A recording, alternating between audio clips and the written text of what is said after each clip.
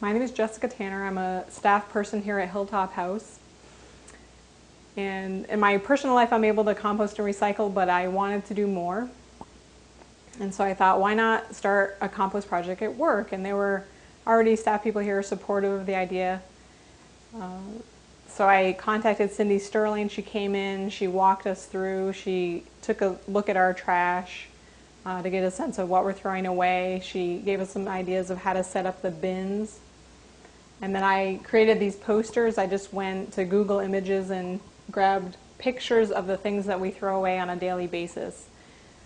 Made it as easy as possible for everyone here to compost and recycle. They have a good visual aid. As you can see, I had to add things as we went along that I hadn't thought of.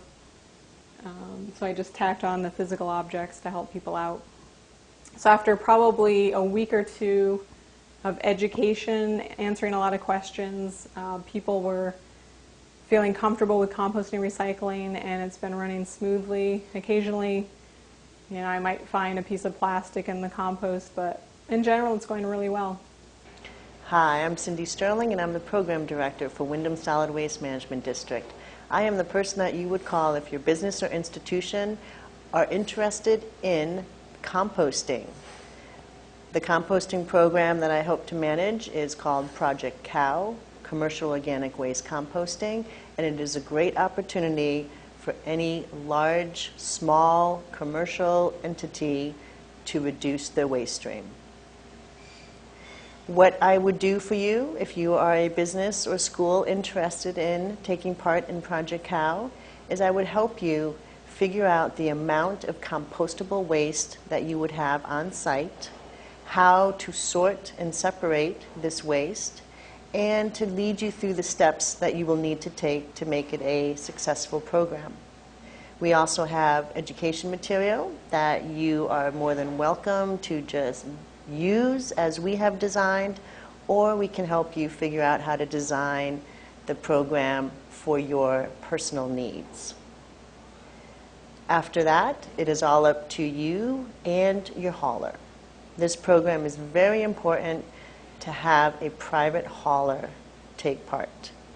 It will not be successful if you do not contract with your private waste hauler to take away your compostable waste.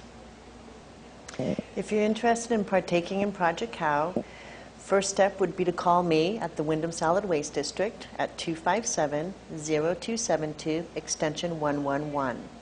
Then I will come out to your facility or business and do a run-through, which is a waste audit, as well as looking at how you presently are dealing with your trash and what the options would be to be able to integrate Project COW smoothly into the programs that you already have set up. I also will sit down with the administrative staff, the maintenance staff, to begin with, to make sure that this program is one that those two entities will buy into. Because if the administration and your maintenance staff do not want to do it, then it's going to fail. Then we can meet with the entire staff and provide a training for them. We will discuss the containers, the education material, and also discuss the contact with your waste hauler. You do want to look at your present contract with the waste hauler to assess if and when you can move into the Project COW system. Almost everyone who has partaken in the Project COW waste audit and assessment part of the program has successfully been able to implement Project COW into their business or school. Very few people have been turned away due to quantities, distance to the compost facility. There's always seems to be a way that we can make this work for you. The first place that we like to start in the waste audit is the kitchen, where you would be preparing your food, because that is where the majority of your compost material is going to be coming from, as well as how people are emptying their trays. So the production of the food as well as the disposal all happen in the kitchen and dining room area. So here we are in the kitchen and dining area. This is the trash can. As we can see, the waste is all combined, and a lot of this is compostable and recyclable. Let's separate it to see. This white paper, the napkin, the box board, all of these napkins, paper.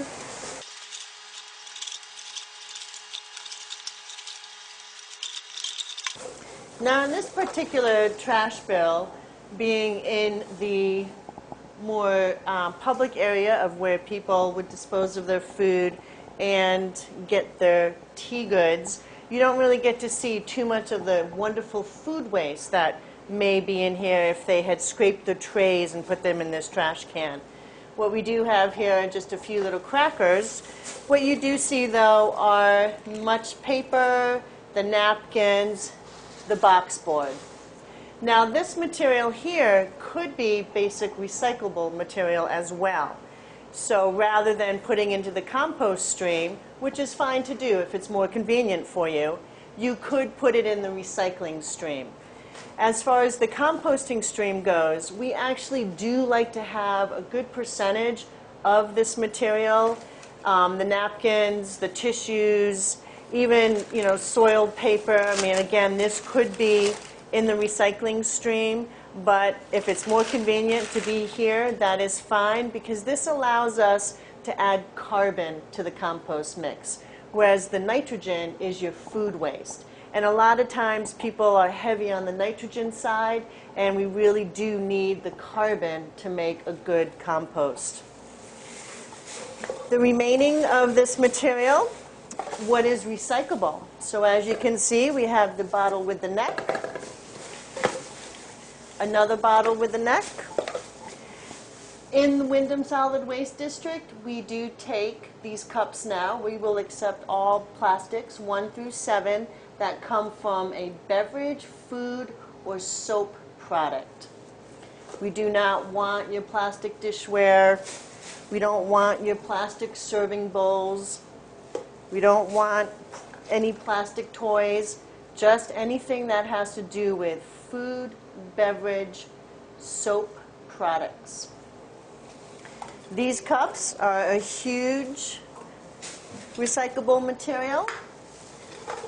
As you can see in this particular waste basket, there's a lot of them. These little cups are fine as well. Any yogurt container, dairy container. And this yogurt container. It's okay to keep the yogurt in it. Now, what is left in the bag is all of this plastic wrap. So you will see the majority of it is the plastic wrap. Chip containers, anything with the aluminum foil is not acceptable. We have plastic ware, that is not acceptable. Styrofoam, not acceptable. This particular business uses a lot of the rubber gloves. So again, that would be your waste. Straws, waste.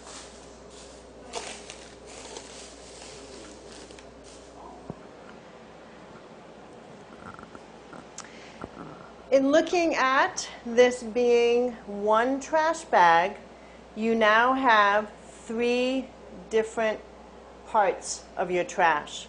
As you can see, a majority of it is the compostable waste. If we were somewhere else in the building, there may be some more bottles and cans or plastic food and beverage containers. Also, this particular facility has already started to separate the food waste from the kitchen. And if this was added to this material, if they were continuing to still throw it all away, we would have that amount added to the compost, recycling, trash. And the trash here, you will see, is very lightweight. This is your biggest weight of the waste stream. So some people, their weight is charged by the ton. So if you can remove this heavy weight, which is your paper and food waste, and second heavy in weight is the bottles and cans and plastic containers, you are left with basically aluminum foil, styrofoam, plastic film, plastic wrap. Voila. A good rule of thumb for what you want to consider is not compostable would just be to think of 4 items: styrofoam, rubber, plastic, or metal. Styrofoam, rubber, plastic, or metal. Not compostable.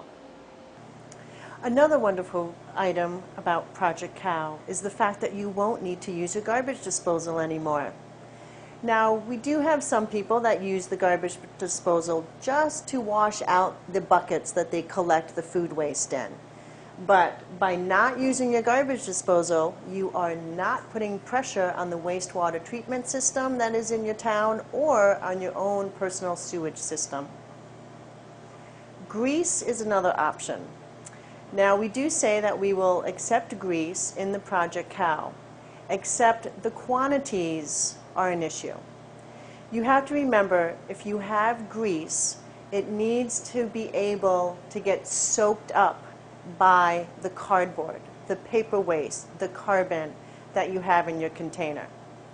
So if you have buckets and buckets and buckets of grease, you don't want to dump all of that into your Project Cow container at one time. You may just want to dispose of that another way, which would be by contacting a grease business that takes that stuff. If you have just a little bit of grease, then again, look in your container. Notice, is there enough paper waste in there, enough cardboard, low-grade paper to absorb that grease? This is our grease trap system at the Hilltop House. The piping that you see right here goes up to the 2 to 3 sinks that we have up into the kitchen.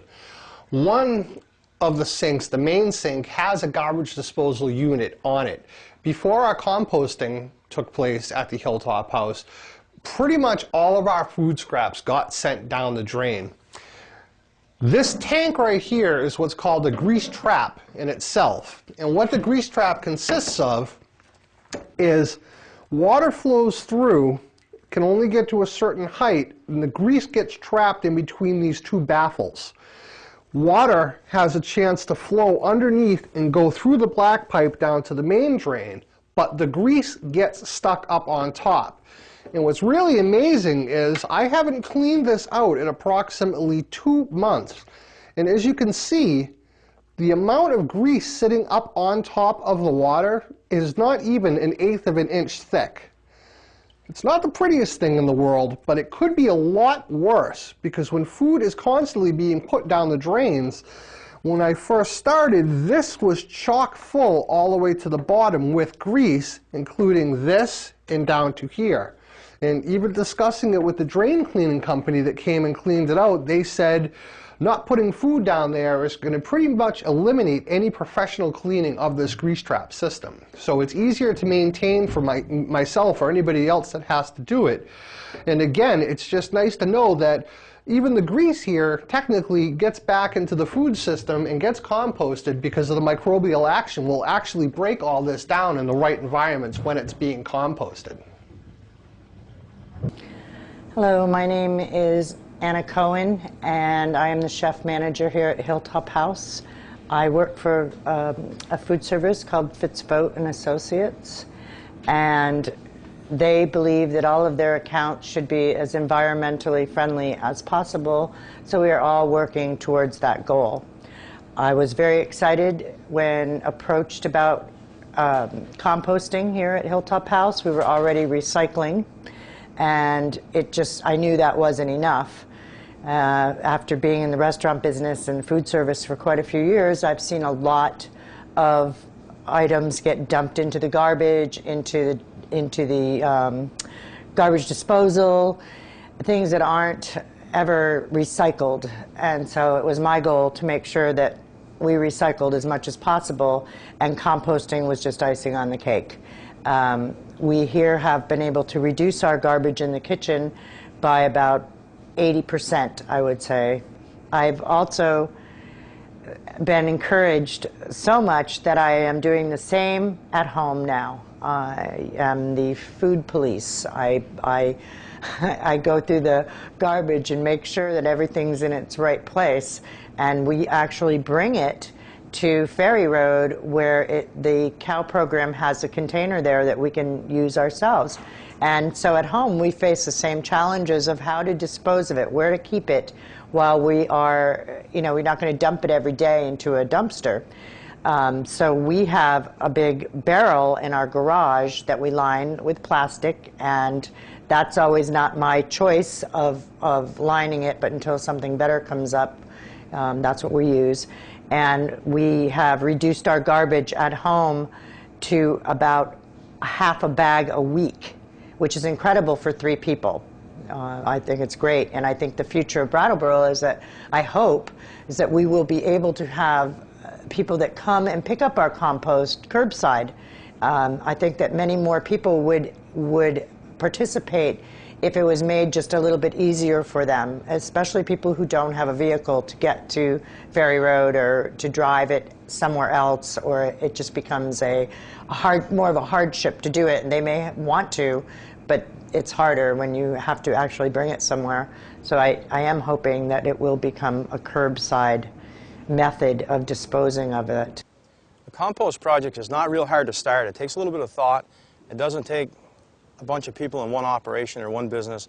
One person that's real enthusiastic about trying to do compost would basically just have to contact their waste hauler and see what feasibility was, try to guess out their volume, see if they had a spot to locate another container, guess their volume out, and price accordingly, service-oriented stuff.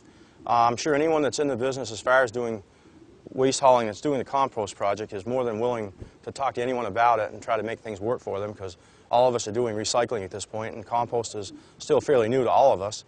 Cindy Sterling at the Waste District, she's a great one as far as coming in and educating as to what can and what can't go. We work hand in hand with them as far as their publicity and the knowledge that they put out to the public. And I know myself, I spend a lot of time, making sure things are right with it, make sure the service is right. It's not just a cut and dry thing as far as locating, because you really can't judge the volume until you start doing it. We've made a few changes here after we started. Things are working fine right now, everything's good. The Hilltop House is doing a great job. They're right into it. The residents are doing what they can. We started working with the Hilltop House on their recycling and compost about 4 months ago, and we brought them from making, at this point, where they make 3 yards of waste a week, 2 yards of compost. So we've reduced their waste stream by 2 cubic yards every week. And on top of that, we've been pulling the paper out of it. And the Hilltop House has been doing extremely well as far as separating, and people in the staff have been on board, and it's really made things work well. The benefits of composting is it makes it more of a green environment. It reduces waste in the landfill, and it usually turns into some other product. I know there's some things in other countries that are carbon, they're digesters. There's another word that goes in front of it, but what they are is a version of a cow stomach that basically generates the temperature and whatever, and they make power with it. So that's a big thing in other countries. I'm sure it's going to be headed here at some point, if it is not already. The compost that we use goes down and is made into a saleable product, so that makes it a commodity versus a negative. It saves on the landfill space. Some of the stuff that's in there, the compost that's in the landfill, some of these companies are clever enough to pull the methane gas out of it, make natural gas or certain items that are of very use too. And you can't, right at this point, it's hard to get all the compost out of the waste stream, so you're still going to benefit from some of it as far as the methane gas that's being used. Otherwise, this stuff differs from that gas.